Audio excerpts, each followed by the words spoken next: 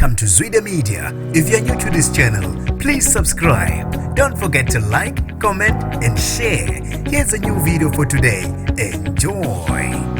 Ufuna ukuthathela izinyathelo iSolezwe ngomelaphi wendabuko aphinde abe ngumsakazi weRise FM uzukiswa Zukizale ngokubhala udaba akhala ukuthi luyamhlambalaza futhi lidicilela phansi isithunzi sakhe. Nginibingelele ngiphinde nginamukele kuphi na kuphi lanibula khona le video. Mangoqala isijonele likhasi wamwelekele igama lami ngosibonga konke wakandwande Mothanda ungangibeza intatheli ka YouTube. Ngizocela ukusilandele ku Instagram @zwide_media. Uthi ukuthele ugane unwabo ngomelaphi wendabuko uzokizali ngokhala ngelinye lamaphephandaba iSolezwe ngokubhala udaba athi luhlambalaza igama lakhe futhi akahambisani nalo. Nomelaphi wendabuko iSolezwe liveza ukuthi uke wabhala ezinkundleni zokuxhumana wavezela abantu ukuthi kungani umzimba wakhe ebukeka sengathi ukhulelwe, kodwa cha yena akakhulelwe. Imoya yedlozi le eyenza sengathi ukhulelwe. Emva kodaba olushicilelwe ephephandabeni iSolezwe kube sekuvela uMcDonald Palmel Malula ngumkhonyana kaZokizali wathi Thokozani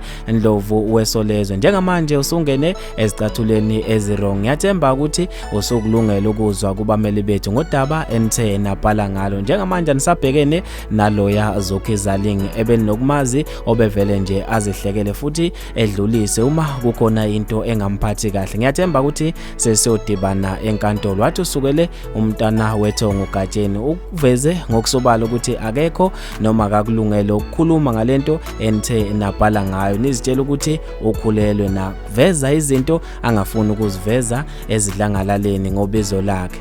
Lo muntu ke ungumuntu osiza abantu futhi ziningi izinto azenzile emphakathini ukusiza abantu, kodwa nina nakhetha ukuveza lokhu okungekuhle noma kuzohlambalaza igama lakhe. Bafethu ke mina ngizofisa ukwazi ukuphala kweni ngalo lo daba. Ilona daba lolu luka Zokizali kanye neSolezwe. Mina nje ngithathele ka YouTube sengiphuma kanje ngithi awungibambe evidweni elandelayo.